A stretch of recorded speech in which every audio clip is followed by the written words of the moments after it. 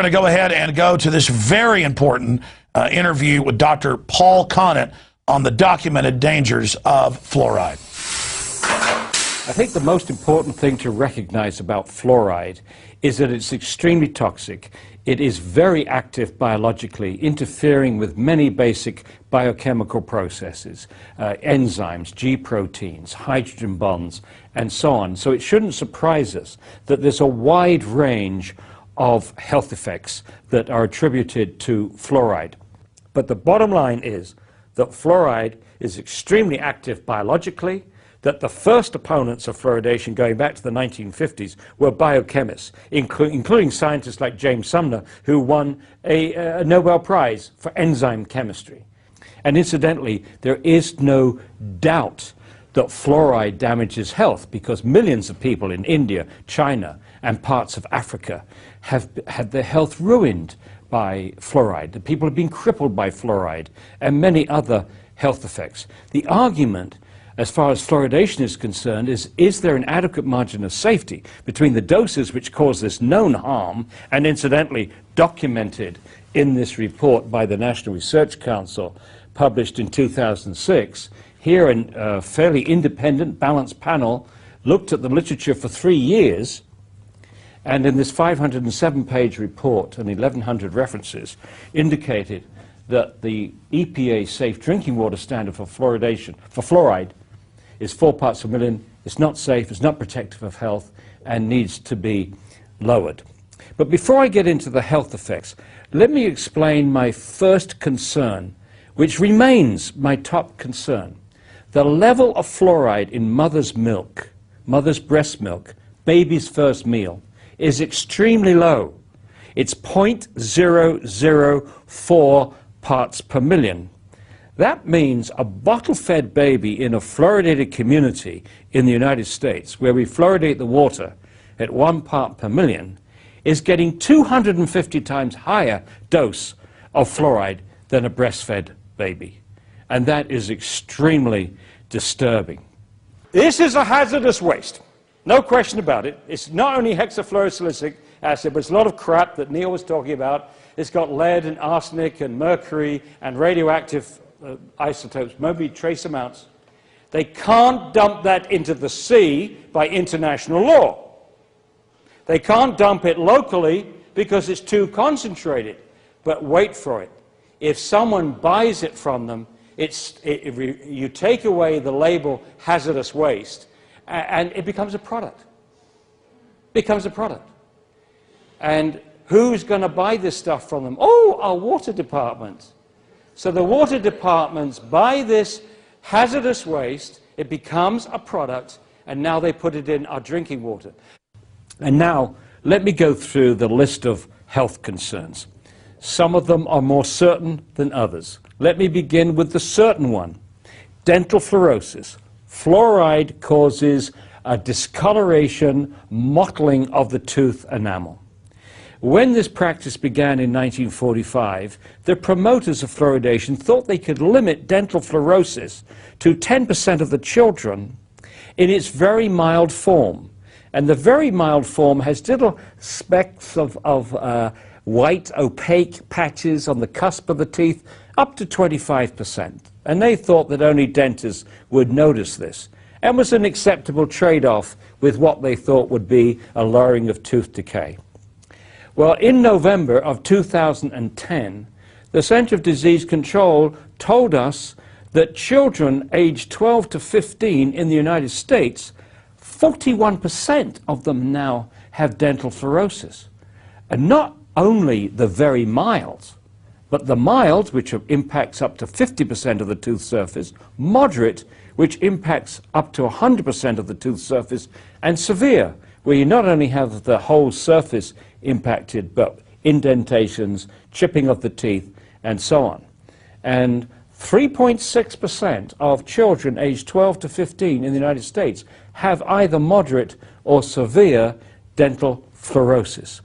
So that trade-off between lowering tooth decay and producing dental fluorosis, but holding it only to 10%, clearly was a failure. We have 4 times more dental fluorosis as intended and as desired. Our attitude is that when you see this dental fluorosis, it means the child has been overexposed to fluoride, and the question is, what other tissues have been affected? So let's start with the bone, because the teeth are a window into the bone. In fact, the teeth actually grow out of the jawbone, and by the time the permanent teeth have come out, the jawbone has been loaded up with fluoride. And so if you can see the damage to the growing tooth cells, what did the fluoride do to the growing bone cells during this 8, 9, 10 period? In fact, the first study that was published on this in '55 indicated that the children in the fluoridated community, which was Newburgh, New York, had twice as much cortical bone defects as the children in the non-fluoridated community. Now, the cortical bone is the outside layer of the bone, and that's the layer, it's a lamellar structure, and that part of the bone is meant to protect against fractures. And so the concern then is whether we're increasing bone fractures in children. Well, we had to wait until 2001 before someone investigated this, and researchers in Mexico found a linear correlation. As the severity of dental fluorosis went up, meaning the amount of fluoride the child had been exposed to before the permanent teeth had erupted, as that went up, so did bone fractures in the children. And it was quite striking. When you go from no dental fluorosis to very mild dental fluorosis, it doubled. The bone fractures doubled. Very mild to mild, doubled again. Mild to moderate, doubled again. The next concern about bone is that the first symptoms of bone poisoning in an adult are just like arthritis, stiff joints, pains in the joints, pains in the bone. In the United States, we have 1 in 3 adults now with some form of arthritis. And if you ask a doctor what's causing it, they will say, well, we don't really know, but we think it's got something to do with aging. Well, what also parallels aging, of course, is the number of years you spent in a fluoridated community, 10 years, 20 years, 30 years, 40 years, 50 years, eventually 60, 70, and so on. The next concern is as the fluoride continues to build up in the bone, and I should say that up to 50% of all the fluoride that we take in each day accumulates in the bone. The fluoride is bioaccumulative. The bones get more brittle. And another major concern is increased hip fractures in adults. Studies done in China, as documented in this National Research Council report, and we further elaborated in our book, The Case Against Fluoride, indicates that levels as low as 3 milligrams per day, that's 3 liters of fluoridated water per day, may increase hip fractures in the elderly. Now, my major concern is not the bones, although I think that's significant. My major concern is the brain, because when the baby is born, the blood-brain barrier is not fully formed. We think the blood-brain barrier keeps fluoride out of the brain most of the time, but for the first half year of the baby's life, the fluoride can get into the brain. And this is not the time, in my view, and the view of many other scientists, that a baby should be exposed to fluoride at 250 times the level in mother's milk. There have now been over 100 animal studies which shows that fluoride damages the brain. There have also been 23 IQ studies, most of them from China, but one from India, one from Iran, and one from Mexico, which show an association between moderate exposure to fluoride and lowered IQ in children. And I actually visited the villages where one of these studies was done. It was a very good study. They controlled for lead, they controlled for iodine. Most of the villages were almost the 2 villages were almost identical, except for the fact that their well water was different. And the author of this study estimated that the IQ would be lowered at 1.9 parts per million. And that offers no adequate margin of safety for children drinking water at 1 parts per million when you consider the massive range of sensitivity to any toxic effect, and the fact that once you put fluoride in the water, you can't control the dose. Another concern, which many of us have had for many years, is fluoride's impact on the thyroid gland. For between the 30s and the 50s, doctors in Argentina, France, and Germany were giving patients with hyperthyroidism, overactive thyroid gland, sodium fluoride tablets to lower thyroid function. And the doses that they were using were between 2.5 and 4.5 milligrams per day, which is exceeded by many people drinking fluoridated water. For example, the Institute of Medicine actually advises people to drink 3 liters of water a day. So clearly then they would be in the range for lowered thyroid function. And once again, as in many of these other issues, the fluoridating countries, including the United States, are simply not doing the studies. They're not investigating to see if there's a relationship between fluoridation and lowered IQ, fluoridation and arthritis, fluoridation and hypothyroidism. Key health studies have not been done in fluoridated countries. If you don't look, you don't find. They would like to imply, because they don't see anything, there's nothing wrong. But if they're not looking, they won't find. You often hear the promoters say things like, oh, we've been doing this for 60 years. If there's any problem, we would know about it by now. Oh, no, you wouldn't, unless you were doing the studies. Another issue that came out in 1997 was a researcher in England found that fluoride accumulated in the human pineal gland. And the pineal gland is a little gland between the 2 parts of the brain, the 2 hemispheres of the brain. It's not protected by the blood-brain barrier. It has a high perfusion rate of blood, and it also is a calcifying tissue like the teeth and the bones.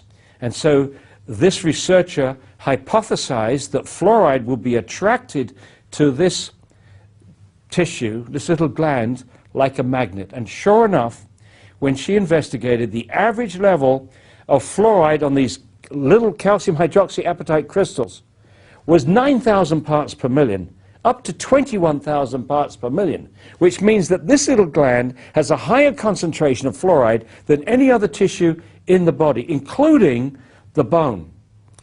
This researcher, Jennifer Luke, also did animal studies, and in the animal studies she found that fluoride lowered the production of melatonin, the hormone that this little gland makes, and incidentally it only makes it at night, the hormone of darkness. This pineal gland reacts to light. Descartes called it the seat of the soul. Not only did it lower melatonin levels in these animals, but also shorten the time to puberty, which is absolutely consistent. Melatonin is thought to act like a biological clock, involved with timing of puberty, timing of aging, timing of jet lag and sleeping patterns and so on. Controls all kinds of things. And what they think happens with the child, at birth the melatonin levels are high, and with childhood they gradually lower, and at a certain point the lowered melatonin levels trigger the production of the sex hormones, leading to puberty. Ironically, that first study that was published, which I already referred to in the bones, also recorded that the young girls in the fluoridated community, Newburgh, were menstruating on average 5 months earlier than the young girls in the non-fluoridated community. Now, they didn't think that was significant at the time. Now, with Jennifer Luke's work, it is clearly takes on a new perspective. Kids now are reaching puberty 7, 8, 9. It has people very, very worried. But once again, the fluoridating countries have made absolutely no effort to reproduce Jennifer Luke's work. And it's not difficult. They could have done it easily. The Department of Health and Human Services has adopted to this, quote, sacred policy of fluoridation is to deny, critique the methodologies, but don't attempt to reproduce the studies. If you don't look, you don't find. And they're using the absence of study as if it was the same as the absence of harm, which is absolutely ridiculous, utterly irresponsible. So now they're giving every indication, particularly the Center of Disease Control that avidly promotes fluoridation around the United States, and around the world for that matter. The impression that they give is that it's more important now to protect this practice than to protect the health of the American people and our babies and our children.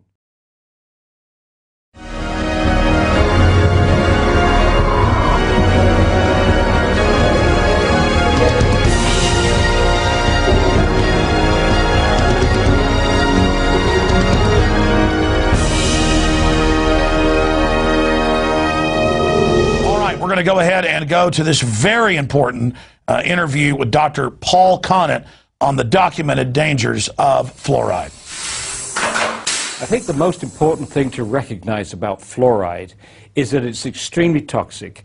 It is very active biologically, interfering with many basic biochemical processes, enzymes, G proteins, hydrogen bonds, and so on. So it shouldn't surprise us that there's a wide range of health effects that are attributed to Africa have had their health ruined by fluoride. The people have been crippled by fluoride and many other health effects. The argument, as far as fluoridation is concerned, is there an adequate margin of safety between the doses which cause this known harm and incidentally documented in this report by the National Research Council published in 2006. Here a fairly independent, balanced panel looked at the literature for 3 years, and in this 507-page report and 1,100 references indicated that the EPA safe drinking water standard for fluoridation, for fluoride, is 4 parts per million. It's not safe, it's not protective of health, and needs to be lowered. But before I get into the health effects, let me explain my first concern, fluoride. But the bottom line is that fluoride is extremely active biologically, that the first opponents of fluoridation going back to the 1950s were biochemists, including scientists like James Sumner, who won a Nobel Prize for enzyme chemistry.